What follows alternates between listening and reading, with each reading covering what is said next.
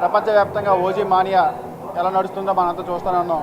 ఈరోజు అమలాపురంలో చాలా ధీటుగా ప్రపంచవ్యాప్తంగా రిలీజ్ అవుతున్న ఈ చిత్రానికి తగ్గట్టు మేము ఓజీ హంగామా పేరుతో అమలాపురంలో చాలా వినూత్నంగా ఈరోజు డీజే మరియు మాషప్ సాంగ్స్తో అలాగే బాణసంచతో భారీ బాణసంచతో ఈరోజు మేమంతా చాలా పెద్ద భారీ ఎత్తున చేస్తున్నాం. అలాగే దీనికి ముందుగా ఏదైతే ఓజీ టికెట్ తొలి టికెట్ని మేము వేలమారి పెట్టడం జరిగింది. దాంట్లో జనసేన పార్టీ తరఫున మా కార్యకర్త మాలో నాయకుడు గుర్రం కృష్ణ గారు ఈరోజు దాన్ని 60,000 రూపాయలకి పాడుకొని మా అందరికీ ఎంతో ఆదర్శంగా నిలిచారు. ఆ 60,000 రూపాయలకి మరో 10,000 రూపాయలు జోడించి అమలాపురంకి ఎప్పటి నుంచో ఎంతో సాంప్రదాయబద్ధంగా నడుస్తున్న దసరా ఉత్సవ కమిటీలకి 10,000 రూపాయలు చొప్పున 7 కమిటీలకి మేము 70,000 రూపాయలు మేము అందించడానికి ఈరోజు సిద్ధమయ్యాం.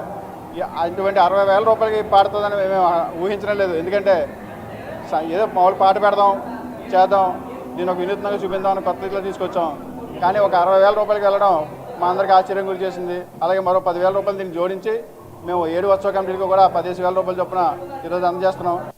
డిప్యూటీ సీఎం గారు పవన్ కళ్యాణ్ ఓజీ సినిమా సందర్భంగా అమలాపురంలో ముందుగా దసరా ఉత్సవాలు ఈరోజే స్టార్ట్ అయిపోయినాయి. ఎందుకంటే అభిమానులు అందరూ కూడా పవన్